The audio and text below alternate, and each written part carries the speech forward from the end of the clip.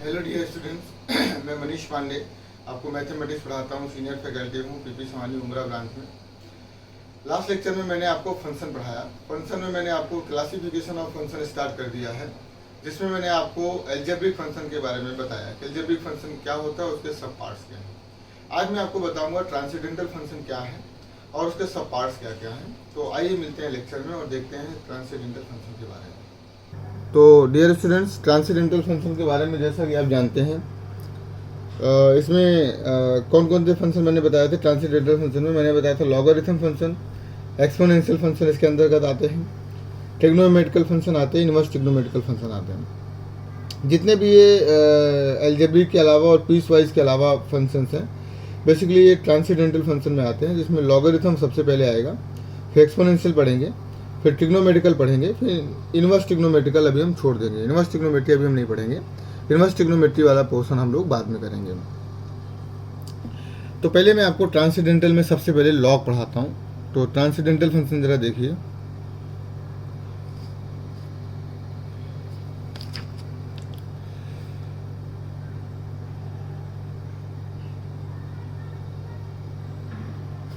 Transcendental function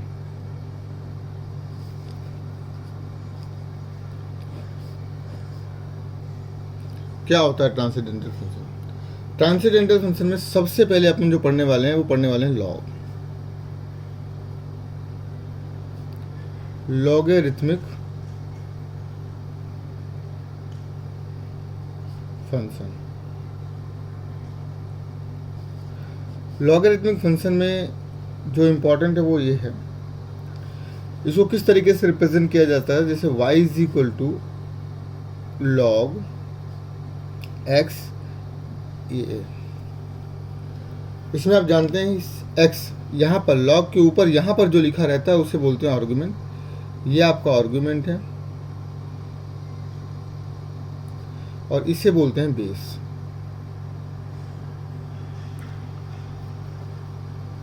इसकी basic property ये है कि x की वैल्यू हमेशा 0 से बड़ी होनी चाहिए, x की वैल्यू हमेशा 0 से बड़ी होनी चाहिए वेयर। और यदि बेस के बारे में बात करूं तो बेस की वैल्यू या तो 0 से 1 के बीच में होगी, 0 और 1 दोनों नहीं होगी, या फिर 1 से इनफाइनाइट होगी। 1 को नहीं लेंगे, 1 को नहीं लेंगे। आप पढ़ चुके हैं लॉग, इसलिए मुझे इसमें ज़्यादा डिटेल में बताने की ज़रूरत नहीं है। मैंने आपको उसमें बता दिया कि इसका जो डोमेन है वो x is greater than 0। x यहाँ पे x मत समझो, आप ऐसा समझो कि जो भी आर्गुमेंट है, आर्गुमेंट इज़ ग्रेटर देन 0, क्योंकि x तो आर्गुमेंट लिखा हुआ है ना। तो जो भी लॉग के साथ ऊपर लिखा होगा that must be always greater than 0, 0 से बड़ा होना चाहिए। और बेस को क्या होना चाहिए? 0 से 1 के बीच होना चाहिए, या फिर 1 से इनफाइनाइट के बीच होना चाहिए। ना 1 हो सकता, ना 0 हो सकता, ना 1 हो सकता और ना ही 0 हो सकता। इसके यदि मैं ग्राफ के बारे में आपको बताऊं तो इसका जो ग्राफ होता है वो दो तरीके से बनता है। बेसिकली डिपेंड करेगा वो a पर। a यदि 0 से 1 के बीच है, यदि a बिलोंग्स टू 0 से 1, और यदि आपका a बिलोंग करेगा 1 से बड़ा, 1 से इनफाइनाइट तक, 1 से इनफाइनाइट तक यदि बिलोंग करता है तो ग्राफ आपका यूं बनेगा। यहाँ पर 1 है, x की वैल्यू 0 पर 1, x की वैल्यू 0 पर 1, मतलब सॉरी x की वैल्यू यहाँ पर e होगी 1, x की वैल्यू 1 है, 1 पर आंसर आएगा 0। x की वैल्यू 1 पर, x यदि 1 है तो लॉग 0 आएगा, ये 0 होगा इसकी वैल्यू किस पर? x इज इक्वल टू 1 पर। y की वैल्यू 0 आ रही है, x एक्सिस पर y 0 होगा ना। यदि ऐसा है तो ग्राफ ये बनेगा ऐसा, यहाँ पर ये 1 है। कुल मिलाकर आप ऐसे समझिए कि यदि 0 से 1 है तो जैसे जैसे x आपका बढ़ेगा वैसे वैसे y आपका डिक्रीज होगा, डिक्रीजिंग ग्राफ है क्योंकि ये। तो यदि a 0 और से 1 के बीच है तो लॉग का ग्राफ हमेशा डिक्रीजिंग होगा, लेकिन यदि ए की वैल्यू 1 से इनफाइनाइट के बीच है तो लॉग का ग्राफ हमेशा इंक्रीजिंग होगा। जैसे जैसे एक्स की वैल्यू यहाँ पर बढ़ाएंगे, जैसे जैसे आर्गूमेंट बढ़ाएंगे, वैसे वैसे भाई बढ़ता जाएगा। लेकिन यहाँ पर कैसा है कि जैसे जैसे एक्स को यदि बढ़ाएंगे, लेकिन एक्स की वैल्यू तो बढ़ती जाएगी, लेकिन ग्राफ आपका वाई नीचे आता जाएगा। ये मतलब है इसका। तो लॉगरिथम आपको समझ आ रहा होगा किस तरीके से लॉग के क्वेश्चन करेंगे और किस तरीके से इसके क्वेश्चन अपन कर सकते हैं। तो कर सकते हैं इस तरीके से। अब इसमें मैंने आपको लॉग के फंक्शन में या किसी भी फंक्शन में मैंने आपको एक चीज़ सिखाई है कि आप ज़रा यहाँ पर ध्यान से देखिए। ये आपका एक्स एक्सिस है और ये आपका वाई एक्सिस है। डोमेन के लिए मैंने बताया आप एक्स एक्सिस पर चलना स्टार्ट करिए और चलिए और राइट और लेफ्ट देखिए। राइट और लेफ्ट देखने में आपको ये देखना है कि जिधर यदि आपको ग्राफ दिखता है तो वो वाली वैल्यू एक्स की डोमेन में है, अदरवाइज डोमेन में नहीं है। तो आप इधर चलेंगे, ऐसे आएंगे, आपको यहाँ तक कोई भी ग्राफ नहीं दिखेगा और जीरो पर भी इनफैक्ट कोई ग्राफ नहीं दिखेगा। लेकिन जैसे जीरो से आगे चलेंगे आपको इधर ग्राफ दिखने लगेगा 1 तक, और 1 से आगे चलेंगे तो आपको नीचे ग्राफ दिखने लगेगा। मतलब जीरो के बाद आपको ग्राफ दिख रहा है, यानी एक्स की वैल्यू यदि डोमेन यदि मैं पूछूं तो डोमेन इसमें क्या हुआ, एक्स की वैल्यू यदि जीरो से बड़ी है तो वो डोमेन है। एक्स की वैल्यू जीरो से बड़ी होनी चाहिए, यानी डोमेन कोई पूछे तो डोमेन है सभी R plus except zero. Zero को नहीं लेना, ये है डोमेन ऑफ फंक्शन। इस तरीके से लिखते हैं domain of function, domain of function सभी आर प्लस, लेकिन जीरो को नहीं लेना।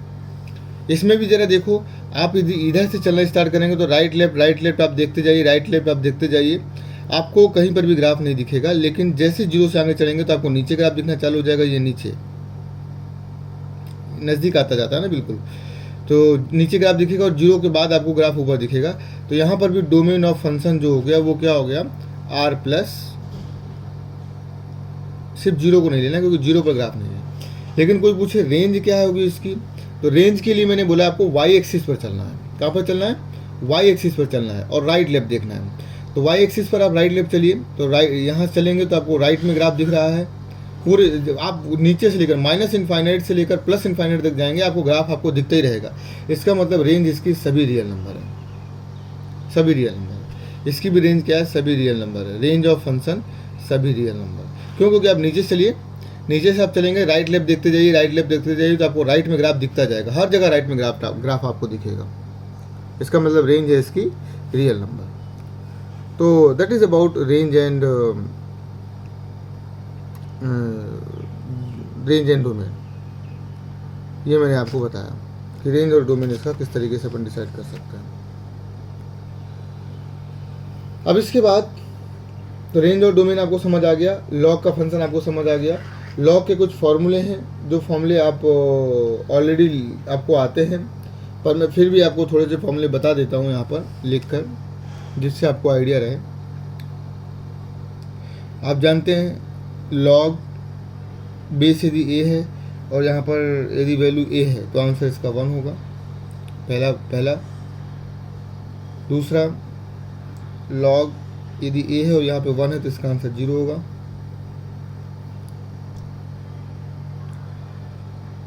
तीसरा, लॉग mn लिखा हुआ है तो इसका मतलब है लॉग, यहाँ पर बेस ए मान लीजिए, m plus log n, base should be same. ये आप क्वेश्चन बहुत डिटेल में कर चुके हैं, इसलिए मुझे इससे ज़्यादा इसमें डिटेल में बताने की ज़रूरत नहीं है। फोर्थ है, यदि डिवाइड हो तो लॉग m अपॉन n लिखा हुआ हो तो log m minus log n, base same रहेगा, बेस नहीं चेंज होगा। जब तक बेस सेम रहेगा तभी तक ये प्रॉपर्टी लागू है, अदरवाइज ये प्रॉपर्टीज लागू नहीं है। फिफ्थ है, डिवाइड वाला हो गया, और इसके बाद लॉग x की पावर यदि m लिखा हुआ है तो m आपका बाहर आ जाएगा, m log x, पावर बाहर आ जाएगी इसकी, बेस सेम रहेगा। सिक्स्थ है, मान लीजिए इस तरीके से लिखा हुआ है, यहाँ बेस ए है और ये बी लिखा हुआ है। आप बेस इसका अपनी मर्जी से कुछ चेंज करना चाहते हैं तो चेंज कर सकते हैं, लॉग बी अपॉन लॉग ए लिख सकते हैं। बेस आप अपनी मर्जी से सपोज ई चेंज करना चाहते हैं तो आप ई चेंज कर लीजिए, जो मर्जी है बेस आप लगा सकते हैं, ई लगा सकते हैं, एम लगा सकते हैं, जो आपको बेस चाहिए वो आप बेस लगा सकते हैं, कोई प्रॉब्लम नहीं इसमें। इसके बाद सॉरी आपको ये दिखा नहीं होगा, दो फंक्शन मैंने बताया आपको। ये लॉग एक्स की पावर एम है तो एम आपका बाहर आ जाएगा, इस तरीके से हो जाएगा। लॉग ए बेस ए है और यहाँ पर बी लिखा हुआ है, आप बेस इसका चेंज करना चाहते हैं तो ई बेस में लगा सकते हैं, मतलब बी अपॉन ए हो जाएगा, लॉग बी और अपॉन में लॉग ए, इस तरीके से लिख देंगे। आप इसके सभी क्वेश्चंस कर चुके हैं तो मुझे नहीं लगता कि उसको इतना डिटेल में बताने की ज़रूरत है, या इतने फॉर्मूले मुझे बताने की इसमें ज़रूरत है। पर मेरे को अच्छा नहीं लगता कि आपको मैं फॉर्मूले ना बताऊं और आगे बढ़ जाऊं। लॉग ए और यहाँ पर एक्स लिखा हुआ है, यदि इसका बेस और इसका बेस सेम है तो सीधा इसका आंसर हो जाएगा एक्स। ये हो गया। एट्थ में है, जैसे मान लीजिए यहाँ पे लिखा हुआ है ए लॉग सी और यहाँ पर बी लिखा हुआ है, तो आप बेस को चेंज मत करिए, इस ए और बी को आप आपस में इंटरचेंज कर सकते हैं। बी को यहाँ लिख दीजिए लॉग सी और ए लिख दीजिए ऊपर, मतलब ए और बी को आप आपस में इंटरचेंज कर सकते हैं, लॉग एज इट इज़ रहाएगा, कोई फ़र्क नहीं पड़ेगा। 9th प्रॉपर्टी है। अब ये प्रॉपर्टी इंपॉर्टेंट है कि लॉग यदि बेस सेम है,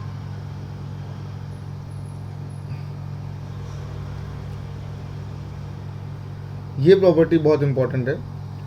यदि अब इसमें दो चीज़ें हैं, ये log x बड़ा है log y से, तो x बड़ा रहेगा y से। कब? जब यदि m की वैल्यू 1 से बड़ी है तो।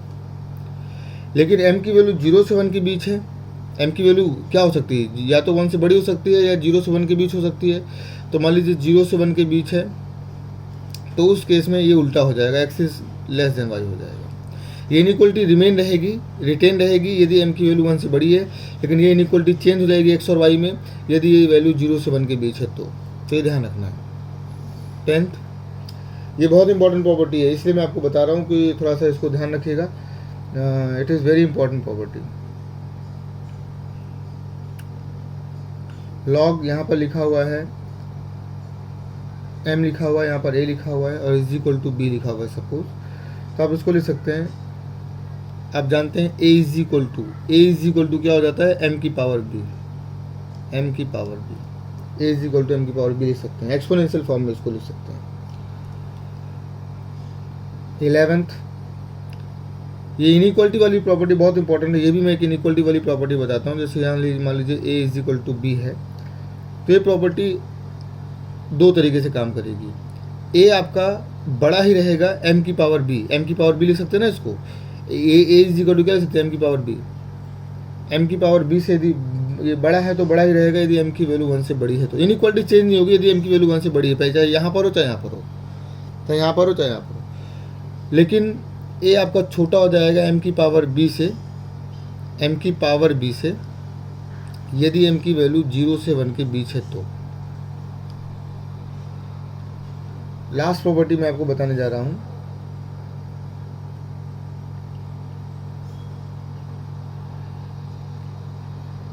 लास्ट वैसे सेम ही है लास्ट प्रॉपर्टी, तो उसको अलग से लिखने की जरूरत नहीं है। तो इनइक्वलिटी सेम रहेगी बेसिकली, ये है इसमें। जैसे मान लीजिए यहाँ पर लेस देन है, तो वही बताने की कोशिश ये लोग फिर से कर रहे हैं कि जैसे a लेस देन b है तो a लेस देन ही m की पावर b रहेगा यदि m की वैल्यू ग्रेटर देन 1 है तो। मतलब इनइक्वलिटी चेंज नहीं होती यदि m ग्रेटर देन 1 है तो, लेकिन इनइक्वलिटी चेंज हो जाएगी यदि m की वैल्यू 0 से 1 के बीच है तो। इस तरीके से ये मतलब बताने की कोशिश है यहाँ पर। तो ये बेसिकली छोटे छोटे फॉर्मूले हैं जो मैंने आपको बताए, और ये इम्पॉर्टेंट भी है, तो ये थोड़ा सा ध्यान में रखिएगा। इम्पॉर्टेंट फॉर्मूले मैंने आपको बताए हैं, तो ये आपको समझ आ गया होगा। इसके बाद नेक्स्ट जो टॉपिक है that is exponential function.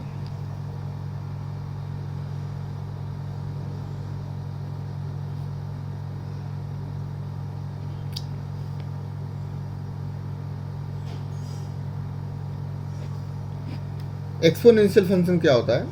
Exponential function इस तरीके से होता है, जैसे y is equal to a की पावर x लिखा हुआ है, इसे बोलते हैं एक्सपोनेंशियल। पावर में x आ जाए तो इसे एक्सपोनेंशियल फंक्शन बोलते हैं। तो ये इस तरीके के सभी एक्सपोनेंशियल फंक्शन होते हैं, इसमें ज़्यादा परेशान होने की जरूरत नहीं है। ये एक्चुअली लॉग का उल्टा है, दोनों साइड यदि आप लॉग ले लें तो लॉग वाई यदि बेस ए रखते हैं आप तो ये हो जाएगा लॉग ए की पावर एक्स, यहाँ पर बेस ए सपोज आपने ले लिया, तो log y base a is equal to ये हो गया एक्स। तो बेसिकली ये है एक्सपोनेंशियल फंक्शन, ये लॉग का ही फॉर्म है। लॉग इसमें लगा दीजिए तो ये वैल्यू हो जाएगी एक्स हो जाएगी, बेस ए रहना चाहिए, बस ये ध्यान रखना।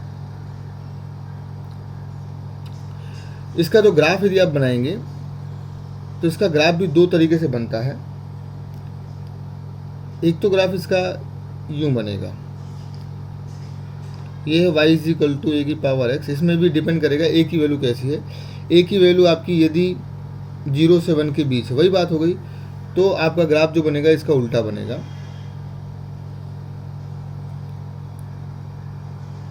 ऐसे ये तब की वैल्यू जब ए की वैल्यू 1 से छोटी है और 0 से बड़ी है, लेकिन ये वाला ग्राफ कब है, जब ए की वैल्यू 1 से बड़ी है। ए आपका 0 से 1 हो सकता है या फिर ए की वैल्यू 1 से बड़ी हो सकती है, बिल्कुल लॉग की तरह, बिल्कुल लॉग की तरह। तो ये एक्सपोनेंशियल फंक्शन के बारे में। यदि इसमें डोमेन कोई पूछे तो डोमेन क्या होगा आप मुझे बताओ, डोमेन ऑफ फंक्शन क्या होगा और रेंज ऑफ फंक्शन क्या होगा, आप खुद ही बताइए। डोमेन और रेंज, डोमेन एक्स एक्सिस पर चलना है, एक्स एक्सिस पर चलेंगे तो आपको देखिए लेफ्ट पर ग्राफ मिल रहा है, यहाँ भी ग्राफ मिल रहा है, तो मतलब पूरे एक्स एक्सिस में जब भी चलेंगे तो आपको लेफ्ट में ग्राफ मिलेगा। आपको क्या करना था डोमेन निकाल लेते हुए कि ग्राफ में एक्स एक्सिस पर चलना है और राइट और लेफ्ट देखना है। राइट और लेफ्ट में स्ट्रेट फॉरवर्ड यदि आपको कहीं ग्राफ मिलता है तो वो नंबर एक्स एक्सिस का डोमेन में है, यानी एक्स की हर वैल्यू पर आपको लेफ्ट में ग्राफ मिल रहा है, तो डोमेन हो गया सभी रियल नंबर। लेकिन रेंज की बात करें तो रेंज में वाई एक्सिस में चलना है, तो वाई एक्सिस में चलिए आप, वाई एक्सिस में चलेंगे तो जब नीचे वाई एक्सिस में रहेंगे तो आपको लेफ्ट या राइट में ग्राफ कहीं भी नहीं दिखेगा, चाहे वो इसमें देखिए चाहे इसमें देखिए, दोनों में कहीं भी राइट या लेफ्ट में आपको ग्राफ नहीं दिख रहा है। लेकिन जैसे ही 0 से ऊपर आप जाएंगे, जैसे ही 0 से ऊपर जाएंगे, 0 पर तो ग्राफ नहीं दिखेगा, लेकिन 0 से ऊपर जाएंगे तो आपको लेफ्ट में ग्राफ दिखेगा और फिर आगे राइट में ग्राफ दिखेगा। वैसे यहाँ पर है, पहले आपको राइट में ग्राफ दिखेगा, उसके बाद 1 के बाद ये 1 है, ये भी 1 है और ये भी 1 है। 1 के बाद आपको ग्राफ राइट में दिखेगा और यहाँ पर लेफ्ट में दिखेगा। तो इसका मतलब इसका रेंज है R प्लस सभी रियल नंबर, लेकिन 0 को छोड़कर, 0 पर नहीं है। तो ग्राफ देखकर ही बता सकते हैं रेंज और डोमेन, तो आप ग्राफ देखकर बता सकते हैं, कुछ भी इसमें एक्स्ट्रा नहीं है, सिर्फ आप ग्राफ देखिए और डोमेन और रेंज बता दीजिए, कोई प्रॉब्लम नहीं है। तो मेरे ख्याल से ये आपको समझ आ गया होगा, बहुत आसान भी है, कोई प्रॉब्लम नहीं है इसमें। तो अभी अपन नेक्स्ट लेक्चर में देखेंगे इसके बाद ट्रिग्नोमेट्रिकल फंक्शन। ट्रिग्नोमेट्रिकल फंक्शन कैसे होते हैं, उसके ग्राफ आप जानते हैं ऑलरेडी, पर फिर भी मैं थोड़ा सा आपको बता दूंगा, ठीक है ना। तो चलिए मिलते हैं अपन नेक्स्ट लेक्चर में।